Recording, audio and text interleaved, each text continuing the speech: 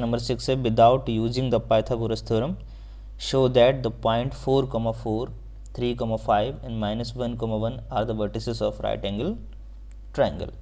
हमको क्या करना है इसमें, हमको क्या करना है कि इसमें हमें बिना किसी पाइथागोरस थ्योरम को यूज़ करें हमको ये दिखाना है कि जो पॉइंट से ये 3 पॉइंट्स दे रखे हैं इससे जो ट्रायंगल बनेगा वो राइट एंगल ट्रायंगल होगा, हमको ये बताना है। ठीक है, तो एक काम करते हैं कि इन तीनों पॉइंट्स को हम लिख लेते हैं। Let's say these 3 points are like A 4,4 and B 3,5 and C is -1,-1। ठीक भाई, तो ये हमारे 3 पॉइंट्स हैं। अब हमको देखना है कि पाइथागोरस का थ्योरम को यूज़ भी नहीं करना है और हमको दिखाना है कि ये जो ट्रायंगल है वो राइट एंगल ट्रायंगल है। चलिए शुरू करते हैं। तो हमको क्या पता है, फंडा मेरा क्या है, तो जब हम सॉल्यूशन लिखेंगे तो उसमें करेंगे क्या, मेरा रास्ता ये है, हमको एक विधि और पता है किसी ट्रायंगल में एंगल फाइंड करने का या कहीं भी पॉइंट से एंगल फाइंड करने का। देखो हम पढ़ चुके हैं स्लोप, और हमने स्लोप के गेम बड़े ढंग से पढ़ाए थे फर्स्ट वीडियो में कि आखिर स्लोप क्या काम कैसे करता है और कहाँ से इसका ओरिजिनेट हुआ है, कहाँ से स्लोप आया है, तब आपको यहाँ पर ढंग से समझ में आएगा। हमने पढ़ाया था आपको कि स्लोप होता है बेसिकली वो पॉजिटिव एक्स एक्सिस से, यानी किसी फ्रेम ऑफ रेफरेंस के रिस्पेक्ट में वो क्या देता है, एंगल देता है। चलिए इतनी बात तो समझ गए। फिर हमने क्या देखा कि स्लोप कैसे कैसे निकाल सकते हैं, समझ गए। कैलकुलस में वही स्लोप कैसे निकालते हैं, किसी फंक्शन का फर्स्ट डेरिवेटिव करके स्लोप निकाल देते हैं। लेकिन अगर हम 2 पॉइंट गिवन हो तो स्लोप कैसे निकालते हैं बोलो, तो हम यहाँ लिख देते हैं स्लोप इक्वल टू हम क्या निकाल चुके हैं, y2 - y1 upon x2 - x1। और यही स्लोप को हम टेन थीटा भी कहते हैं। क्या कहते हैं, टेन थीटा। अब ये जो थीटा होता है यही हमारा बेसिकली एंगल बता देगा कि ये यही हमारा फंडा लगने वाला है कि थीटा अगर हमारा ये कंडीशन निकल के आ गई, हाँ 90 डिग्री बन रहा है, तो फिर बता देंगे कि हाँ ये राइट एंगल ट्रायंगल है। चलिए शुरू करते हैं। तो ए और बी से हमारा इन 2 पॉइंट्स को लेकर from point A and B, चलिए स्लोप लिखते हैं, इसका नाम दे देते हैं m1। तो क्या फार्मूला है, y2 - y1, तो बोलो 5 है और 4 है, 5/2 हो गया, माइनस y1 कितना हमारा 4 है, अपॉन ये हमारा x2 कितना है 3 है, माइनस x1 कितना है 4 है। बोलो कितना आ गया, ऊपर 1 आ रहा है, नीचे -1 आ रहा है, तो कुल मिलाकर m1 हमारा कितना आया -1। अब हम लेते हैं from point B and C। Okay, तो हमारा हम इसको नाम दे देते हैं M2। तो M2 हमारा क्या हो जाएगा बोलो, BC। तो BC में हमारा हो जाएगा y2 - 1 है और y1 कितना है 5, तो y2 - y1 अपॉन x2 - 1 है और x1 क्या हमारा -3, तो -3 हो गया।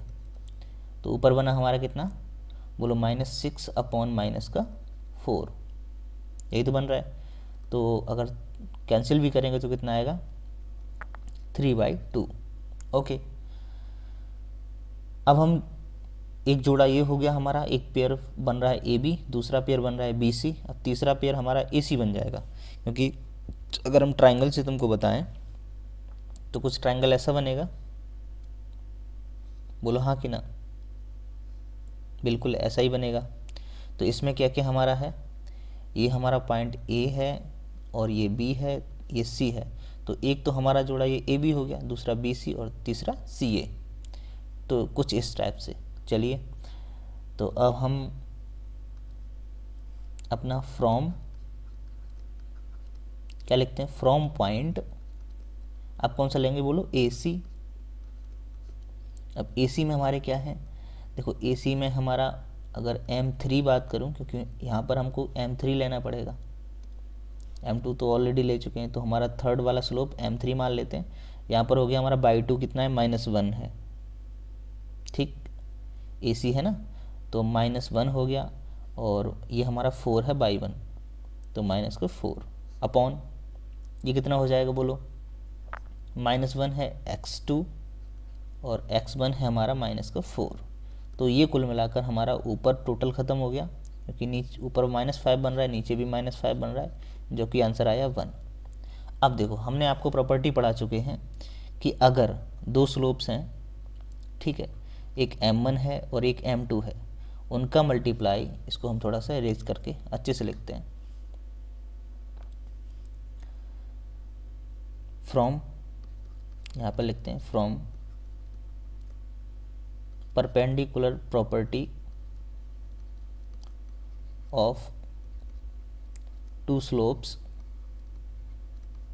क्या पता है हमको, अगर m1 into m2 equal to -1 है, या फिर मैं कह दूं m1 इक्वल टू -1/m2 है, तो ये हम आपको ढंग से पढ़ा चुके हैं कि इसका मतलब क्या होता है। इसका मतलब होता है कि this line is basically perpendicular to this line, means m1 जिस लाइन का स्लोप है और m2 जिस लाइन का स्लोप है, तो ये अगर कंडीशन सेटिस्फाई हो रही है, means m1 is equal to -1/m2, तो हम कह सकते हैं कि ये दो लाइन क्या थी, परपेंडिकुलर थी। अब यहाँ से देखो, फ्रॉम इक्वेशन फर्स्ट, इसको सेकंड मान लो और इसको अगर थर्ड मान लो, तो हम कह सकते हैं, क्या कह सकते हैं बोलो,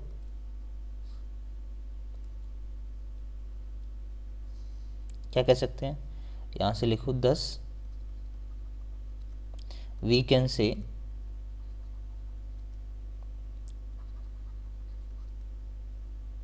या सीधा लिखो यहाँ पे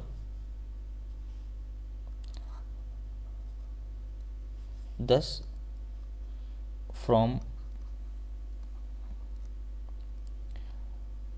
इक्वेशन फर्स्ट एंड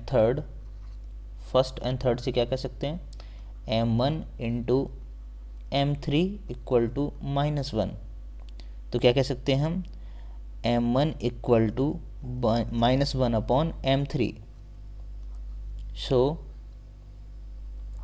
सो क्या कह सकते हैं हम, जो AB के द्वारा जो लाइन बन रही है और AC के द्वारा जो लाइन बन रही है, तो हम क्या कह सकते हैं, सो लाइन AB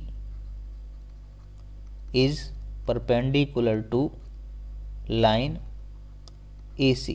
बात खत्म हो गई। अब जब लाइन AB यहाँ पर थोड़ा सा हम लोगों ने गड़बड़ ले लिया है, वो तो हमने आपको बताने के लिए कर दिया था, ठीक है। तो इस हिसाब से मैं क्या कह दिया कि लाइन AB है वो AC के क्या है, परपेंडिकुलर है। लाइन AB है वो AC के क्या है, परपेंडिकुलर है, ठीक है।